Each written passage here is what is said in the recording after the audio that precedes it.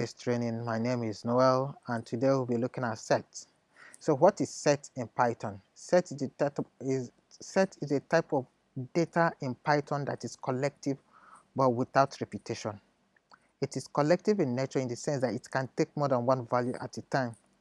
Not with repetition means that you cannot put the same data inside it more than once. The syntax for set is curly braces. So the syntax for list is square brackets. The syntax for tuple is parentheses. I hope we are clear with that. So let's focus on set. So let's begin to put some items in set. Let's say 20 here, 2 here, 1 here, 2, another 1, another 3, another 5, another 3, another 2, and then let's put some strings values there. Let's say car here, let's say bicycles, let's say man, let's put another man here. So what I just did now is to assign this value to, or to declare this value. So let me assign this value to a variable called set1. So what this means is that I've just declared a variable and I've assigned value to it. So this is the value. So if I print this now, it will only give me each of those items one. Like 2 appeared how many times here, it will only take 1 and discard the rest. So as you can see here, we have 1, 2, 3, 5 and 20, so without repetition. So that's what it means, that there is no repetition in it. So if I try to add additional thing here, let's say if I want to add water here, it will still take whatever I want to put. It is collective in the sense that I can add other types of data, like tuple here. I can add tuple here. If I run the code, it will give me the same, it will give me output, as you can see what I've added here. However, if I try to add list here, it will give me error because list is not allowed in set. The reason is because lists, you can make some changes, but in tuple you cannot make changes. As a result, that is not allowed. So you can also now slice sets like we did in like we did in list. If I try to get this will give me error and say that it's not supported in Python. So as you can see, each of this is what is syntax is about. That is what I was telling you in other one, that syntax. Okay, for those who haven't listened to me or who haven't come across this, so syntax is the rule that govern or guide you on how to write your code. So that's what syntax is. Syntax is just like grammatical structure, the way you should write your grammar. The same thing is applicable in programming. So here we see this. So let's say we want to add an item to this. So how can we add an item? Then what you now do is you call the variable. What is the variable containing this? That is set1. Then you call the variable here. You put dot. Then you can see here add. If you wish to add more than one item, you can use another thing. So here, let's print it. Let's print set1. We have set1 here. So let's run it and we get, what did you put here? 10. Is there another 10 here? So you can see here we have 10. Now suppose we want to add more than one item, then we use updates. So let's say updates here. Let's say we have let's say, do we have 3 there? Let's put 7. Let's use another one here, 11. Let's put another one, 12. So after doing that, let's print our set1 and see what it will give us. So run the code and let's see what the output will be. As you can see here, we have added 11, 7, 12. Let's check for it. We have 11, 12 and 7. So this is how uh, you add additional value to it. So moving on, let's check other things we can do with sets.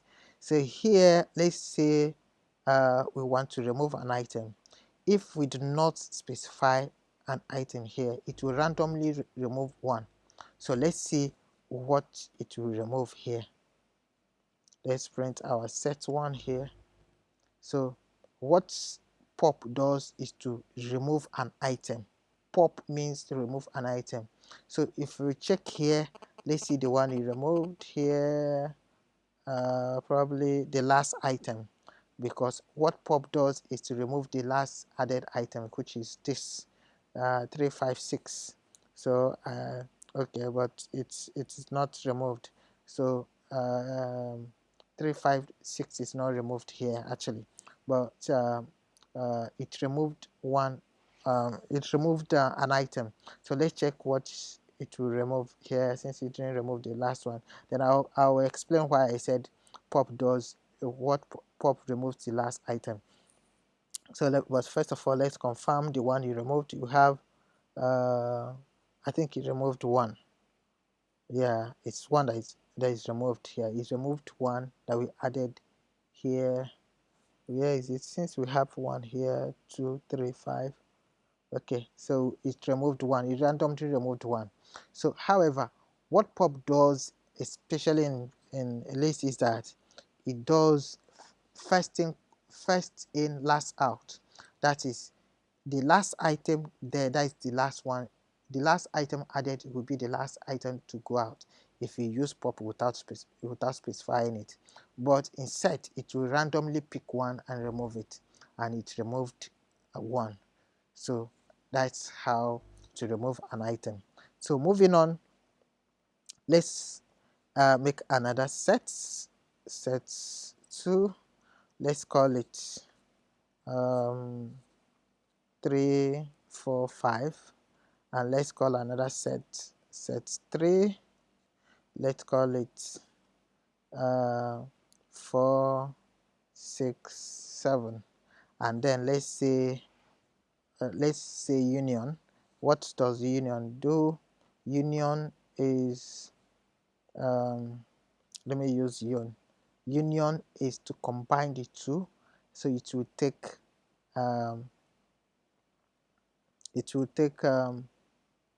it will combine both of them and give you one output. Union, where is union? Set 1, no, I want set 3 and set 2. I don't want to use set 1 because it's multiple, it's much. So what we are doing is this and this. We are combining these two. So what it will do is to okay, I didn't print. Let me print it out. Let me print UN. So what it does is to combine the two. This is 3, 4, 5. So the other one is 4, 6, 7. So if you can see here, you see that it's 3, 4, 5, 6, 7. So there is no repetition here. And let's say, okay, fine. Let's put here 7 here, and let's put another one here, 10 here. So what it will do is that it will take each one of them and put there, and no repetition. It will not repeat anyone. I hope this is clear.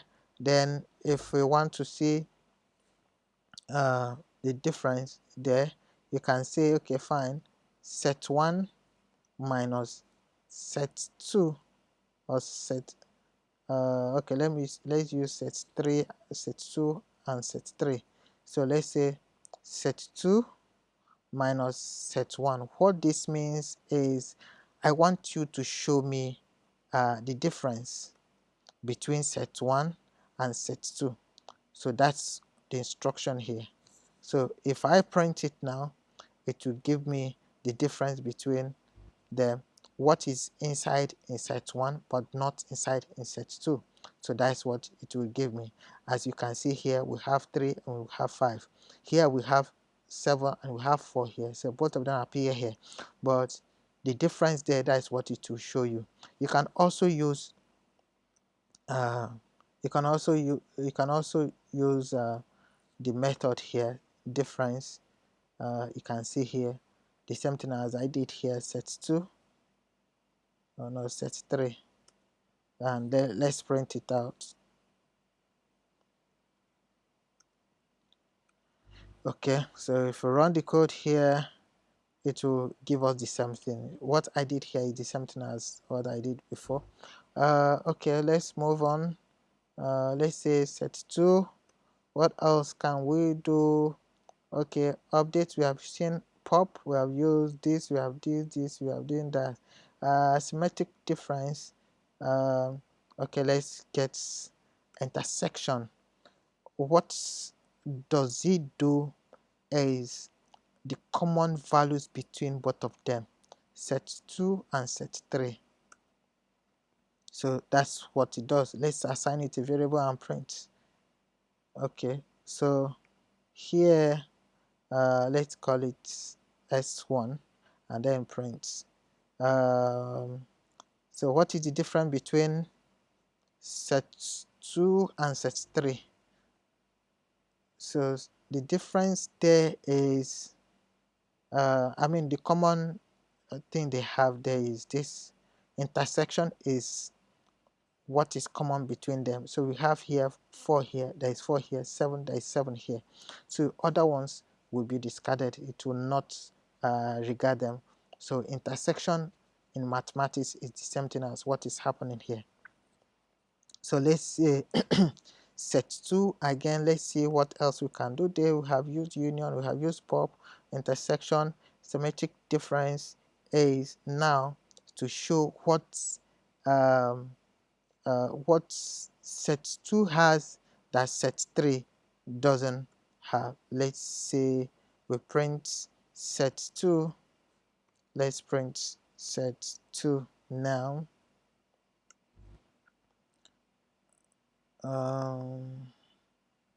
So as you can see here in set 2 here, what is set 2? Set 2 has 3, 4. Set 2 has 3, 4, 5, 7. Set 4 has 4. Set 4 has 4. Excuse me. S2. Set 4 has 4, 6, 7, 10. So it will give us now 3, 5, 6, 10. 3. Now what we did here now is to ask for the difference between what both have in common that the others do not have. So here they have, this has 3 but it's not in 4, so it's here. This has 5 but it's not in this one, so 5 is printed here. This has 6 but it's not in set 2, so it is added here. This has 10 but it's not in set 2, so it's added here. So what symmetric difference does is the difference between both of them, as in what each has that does not belong to the other one. So what other thing we can do here? Let's say let's check other things. Okay, you can do clear, remove. So here we specify what you want to remove. Let's say we want to remove 3 here, and run the code again. So I hope you understand that. Which set are we using? Yeah, set 2. We have 3 here, we have 4, we have 5, we have 6. So let's run the code. You can see here it has removed it. But suppose now we don't have there, and we put 20. Let's see what it will give us. So here, because that is not available there, it gives us no output. Because the 20 there is not there. The 20 we specify here is not here. But if we say, okay, fine, remove 5 for us, and we run the code, it will give us the rest of item there because that one has been removed. Now you can also use clear. What clear method does is to remove all the items there as you wish. Okay, here we have clear here. So what it means that if I run this code, it will remove everything inside this one. So that's what it means. We can also do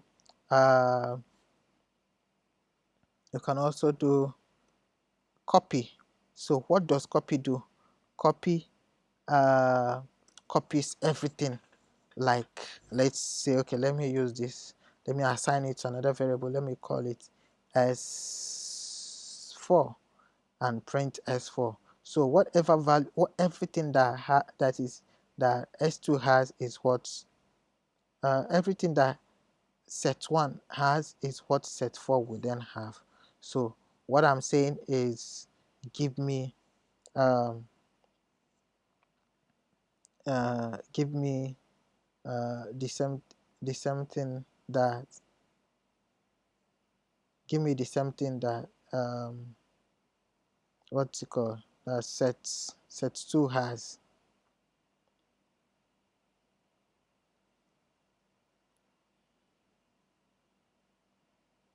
Okay, set2.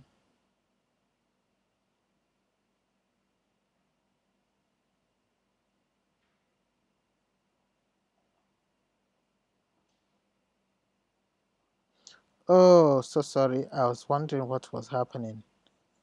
I used clear here, so it's empty actually. So that's why it wasn't work. I was wondering what was going on here. Set4, I mean s4. So if we put here set4 here, if we remove it, that will work properly. So here, what am I doing? Clear, sorry. We have here clear. I was wondering what was going on. So here, exactly the same thing, that's what it gives us.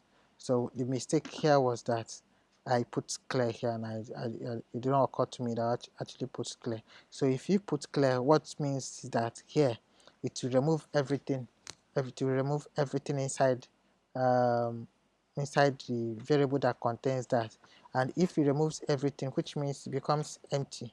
And if you are saying copy, then which means it's an empty variable that it will copy, and that's what was happening. That's what it was showing. I hope that is clear to you now.